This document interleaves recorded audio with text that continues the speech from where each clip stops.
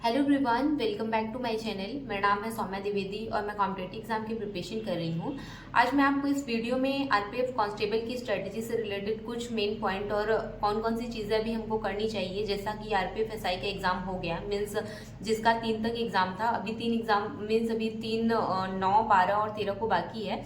तो अभी जो इस एग्जाम में अच्छा परफॉर्म कर पाया है उसके लिए तो बेस्ट है, बट जो नहीं कर पाया उसके कांस्टेबल के एग्जाम में पूरा अपना लगा दीजिए। जो भी अभी तक नहीं हो पाया है, मीन्स किसी का एग्जाम खराब हो गया, किसी का मैथ, किसी का रीजनिंग और किसी का जीएस खराब हो गया है, तो अभी आपके पास मौका है। आप आरपीएफ कांस्टेबल में अच्छा परफॉर्म करके अपनी जॉब पक्की कर सकते हैं। तो चलिए हम बात करते हैं कि अभी आरपीएफ कांस्टेबल के लिए क्या क्या करें हम अभी, और किस तरह की स्ट्रेटेजी बनाएं, किस तरह से एक एक टॉपिक को कंप्लीट करें, और क्या क्या पर डे के रूटीन में कौन कौन सी चीज़ें लें, मॉक टेस्ट पर डे दें या फिर नहीं। ये सारी चीज़ें मैं बहुत अच्छे से एक्सप्लेन करके आपको बताऊंगी। सबसे पहले बात करते हैं मैथ के बारे में। तो मैथ के कुछ इंपॉर्टेंट टॉपिक हैं जो सबसे पहले आपको कवर कर लेने हैं। जैसा कि हम लोगों ने देखा आरपीएफ एसआई के एग्जाम में मैथ और रीजनिंग के बारे में कैसा उसका लेवल था और किस हिसाब से क्वेश्चन पूछे गए थे। हाँ, दो मैथ में 4, 5, 10 क्वेश्चन ऐसे होते हैं जो थोड़ा ऐसा लगता है कि नहीं हो पाएगा या फिर टफ लगता है, और टफ होता भी है, ऐसा नहीं है कि टफ नहीं होता। आरपीएफ एसआई के एग्जाम में मैथ में 4, 5 क्वेश्चन या 10 क्वेश्चन ऐसे होंगे जो थोड़े लेवल के होंगे। और अभी हम लोग को किस तरह सारी चीज़ों को कवर करना है, मैथ को किस तरह पढ़ें और कौन कौन सी बुक को फॉलो करें।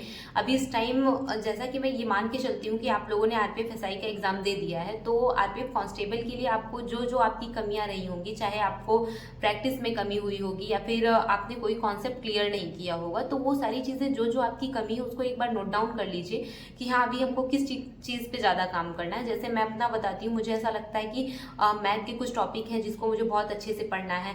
ज्योग्राफी में कुछ ऐसे टॉपिक हैं जिसको मुझे बहुत अच्छे से ध्यान देना है, और स्टैटिक में स्पोर्ट करके कोई एक टॉपिक है जिसको मुझे बहुत अच्छे से देखना है, पढ़ना है।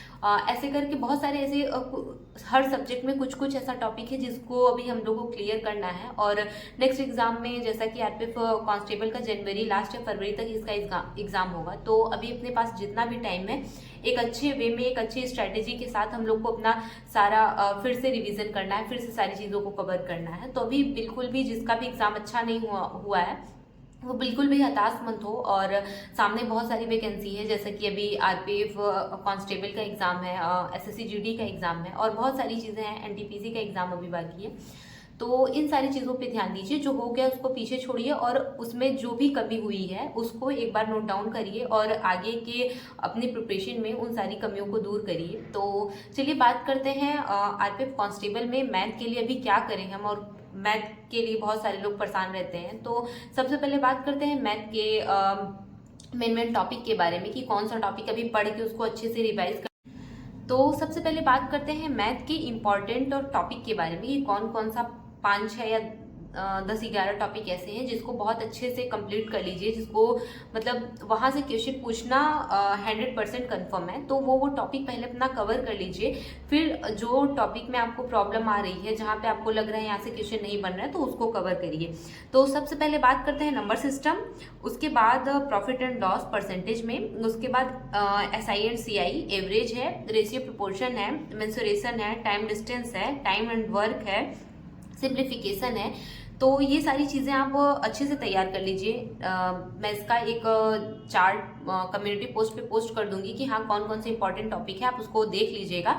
और उसके बाद फिर एक चैप्टर लीजिए, जैसे अभी नंबर सिस्टम है तो नंबर सिस्टम का एक चैप्टर आप अगर आपने अभी तक पूरा उसका कॉन्सेप्ट देख लिया है, आपने नोट्स बना लिया है, ये सारी चीज़ें अगर आपने कर ली हैं, तो इसके बाद आप क्या करिए कि एक बुक लीजिए, कोई सी भी बुक, या फिर रेलवे की, अगर आपके पास रेलवे की है तो रेलवे की बुक लीजिए, या फिर कोई भी बुक जिसमें बहुत अच्छा प्रीवियस ईयर क्वेश्चन और बहुत अच्छे क्वेश्चन दिए हो जिससे अच्छी प्रैक्टिस हो सके। तो मैं आपको रेलवे की बुक बता रही हूँ कि अगर आप रेलवे की बुक से कर रहे हैं तो नंबर सिस्टम का एक चैप्टर, उसमें बहुत सारे टाइप दिए हुए हैं, तो आप 4, 4, 5, 5 या 10, 10 टॉपिक लगाइए। उसके बाद फिर जो भी उसमें आपको लग रहा है कि ये क्वेश्चन टफ है, इसको 2-3 बार रिवीजन करने पे बहुत अच्छे से आएगा।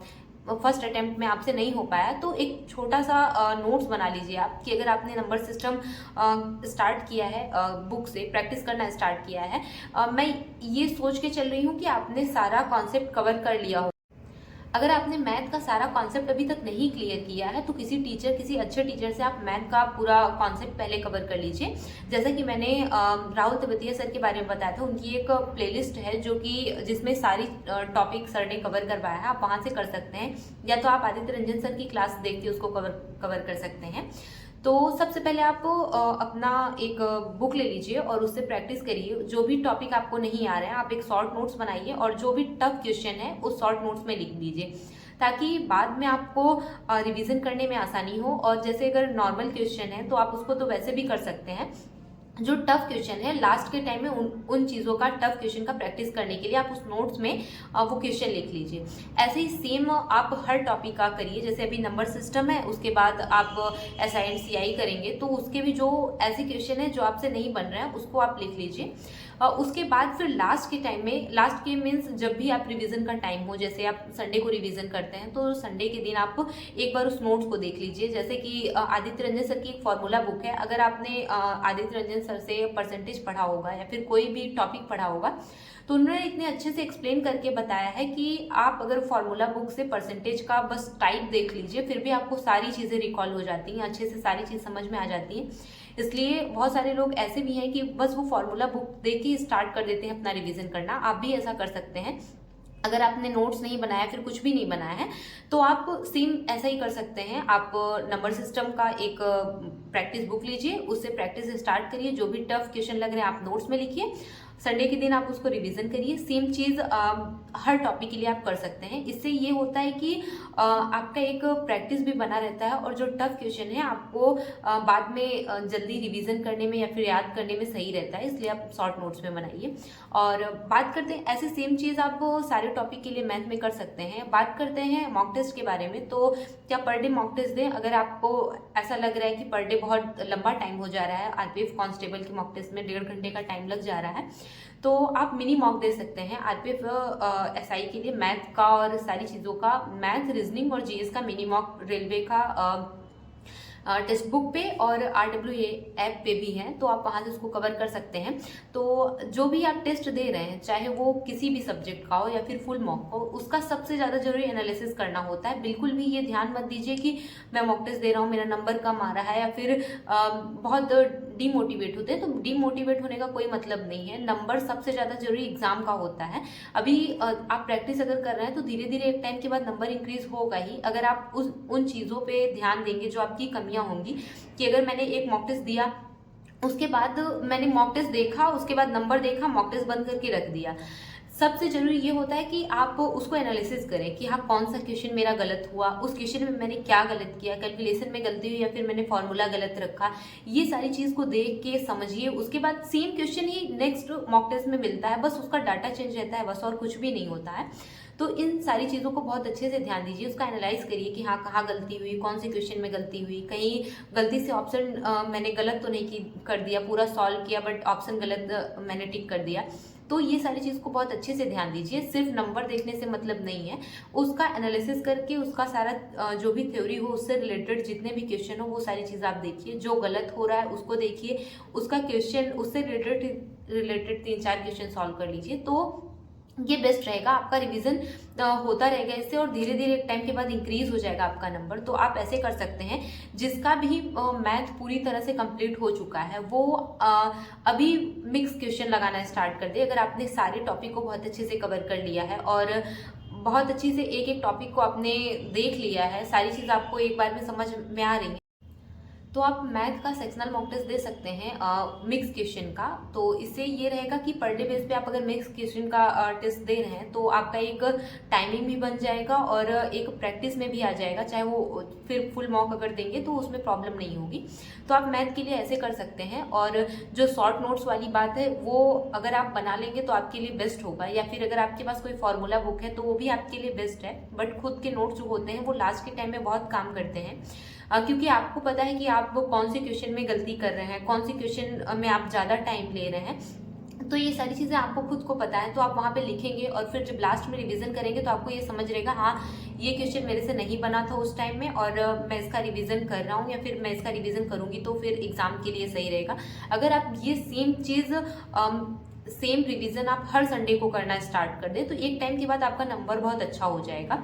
तो मैथ के लिए आप ये कर सकते हैं और ये आपके लिए बेस्ट होगा। मुझे ऐसा लगता है कि खुद की कमी को पहचानना, खुद की कमी पे काम करना, हाँ कि कौन सी चीज़ में मैंने कमी कर दी जो नंबर नहीं बन पा रहा है, फिर नंबर नहीं इंक्रीज हो रहा है, सबसे ज़्यादा ये ज़रूरी है। ये नहीं कि आप मॉक टेस्ट का स्कोर देखें उसके बाद उसको बंद करके रख दिया और फिर ये सोच में पड़ गए कि अब मॉक टेस्ट नहीं देंगे क्योंकि नंबर नहीं बन रहा है।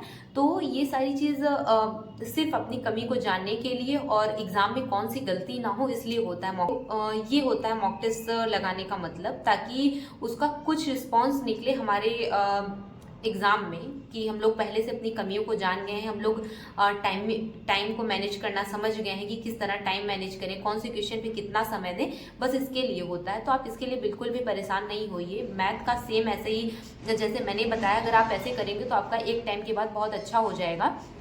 और बात करते हैं प्रैक्टिस बुक के बारे में कि कौन सी प्रैक्टिस बुक करें। तो RPFSI के लिए मैंने स्टार्टिंग में किरण पब्लिकेशन की रेलवे वाली जो बुक है उससे मैंने प्रैक्टिस करना स्टार्ट किया था।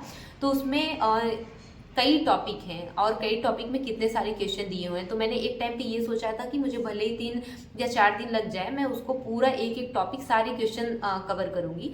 बट फिर एक टाइम पे ऐसा लगने लगा कि बहुत टाइम इसमें लग रहा है, तो मैं एक टाइप का 3 या 4 क्वेश्चन या 5 क्वेश्चन जितने भी मुझे लगते हैं उसको मैं लगा लेती थी उस टाइम में। बट अभी ये है कि